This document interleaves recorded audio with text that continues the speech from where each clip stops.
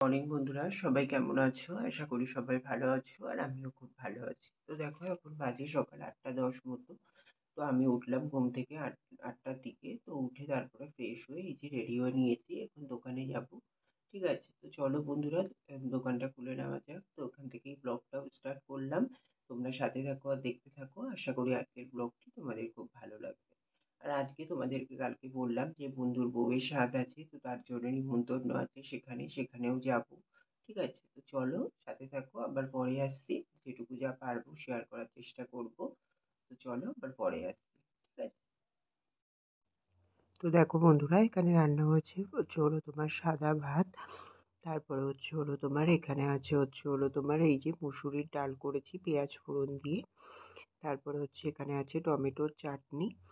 আর হচ্ছে হলো তোমার এখানে আছে হচ্ছে হলো তোমার পটল ভাজা। তো এগুলো একটু অল্প অল্প আছে, যেহেতু মা দিদি সকালে খাওয়া দাওয়া করেছে ওর জন্যে। আর বাকি যেটুকু দেখছো ওটুকু দুপুরের। আর এই যে এখানে আছে আজকের স্পেশাল মেনু। তো এখানে আছে চিকেন কষা। তো এটা করা হয়েছে। তো কেমন হয়েছে সবাই অবশ্যই কমেন্ট করে জানিও। ঠিক আছে। তো এখানে দেখো, এখানে চিকেন কষাটাও কমপ্লিট হয়ে গেছে। তো এগুলোই কিন্তু আজকে দুপুরের আমাদের লাঞ্চের জন্য রেডি করা হয়েছিল। ঠিক আছে।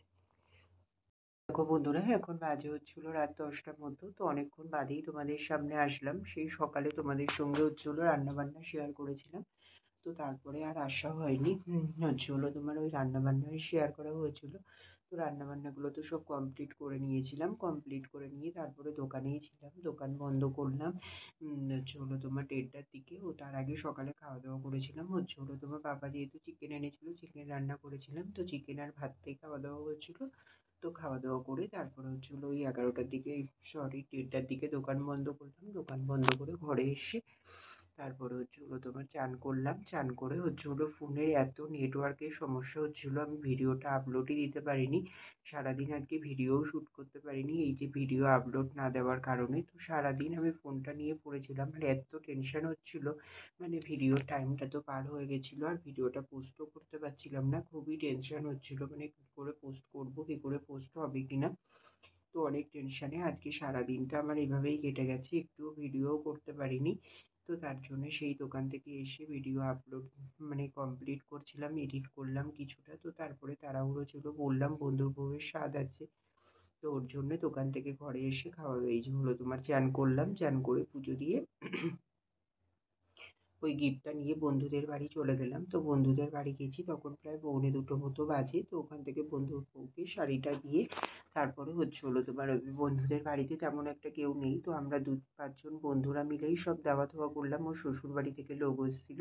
তারপর বন্ধুদের বাড়িতেও অনেক লোকজন আছে, মানে তারাও সব খাওয়া দাওয়া করেছে। তো তাদেরকে সবাইকে দিয়ে টিয়ে খাওয়া দাওয়া করে বাড়ি এসেছি তখন 4:30 মতো বাজে।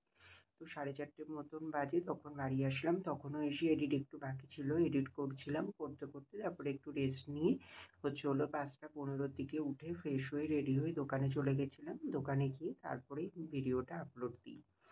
তো তারপরেই মনটা শান্ত হয়, বাট তখন তো আর ভিডিও করার জায়গাটা নেই, কারণ সব কিছুই কমপ্লিট হয়ে গেছে সারাটা দিনটা। ওর জন্য তো আর তোমাদের সঙ্গে সেইভাবে কিছু শেয়ারও করতে পারিনি। তো খুবই খারাপ লাগছে, কারণ ভিডিওটা আমি অনেকটা আশা নিয়ে শুরু করেছিলাম। বাট এরকম হবে মানে আমি নিজেও বুঝে উঠতে পারিনি, আর এরকমের জন্য আমি তৈরিও ছিলাম না। তো কি আর করা যাবে বলো, আজকের দিনটা একটু কম্প্রোমাইজ করে নাও। জানি এটা একটা ব্লগের মধ্যে পড়ে না, সারাদিনের একটা আপডেটই দিলাম জাস্ট, আর কিছুই না।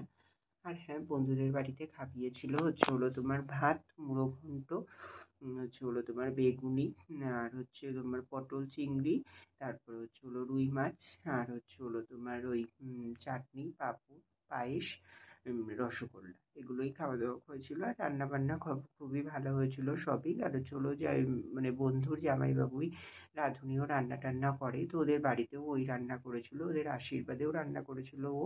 তো খুবই সুন্দর হয় রান্না বান্না বিয়ের সময়, যেহেতু মানে জামাইবাবু নিজেদের মধ্যেই তো মানে অন্য কাজ বাজ থাকে। তো তার জন্য রাঁধুনি মানে রান্নার মধ্যে ইনভলভ হয়ে গেলে সমস্যা হবে, ওর জন্য তো ওরা আলাদা রাঁধুনি বলেছিল। তো বিয়েতে আর রান্না করেনি, বাট ওর আশীর্বাদেও রান্না করেছিল। আর এই যে মানে বউয়ের সাথেও রান্না করলো, তো খুবই ভালো রান্না করে। তো এই মেনুগুলোই হয়েছিল, খাওয়া দাওয়াও ভালো হয়েছিল বেশ। তো হলো তোমার এই তো গেল আজকে সারাদিন। তো তারপরে এসে দোকানে চলে গেলাম, গিয়ে দোকান খুলে নিয়ে তারপরে হলো তোমার দোকানে ছিলাম। এই যে 10টার দিকে দোকান বন্ধ করে ঘরে আসলাম, ঘরে এসে হচ্ছে হলো তোমার খাওয়া দাওয়া করলাম, তো খাওয়া দাওয়া করলাম হচ্ছে হলো তোমার চিকেন আর ভাত। তো খাওয়া দাওয়া করে এই জাস্ট ওপরে এসেছি, এবার হচ্ছে হলো বিছানা করবো, বিছানা করিনি এখনো, বিছানা করে নিয়ে শুয়ে পড়বো, ঠিক আছে?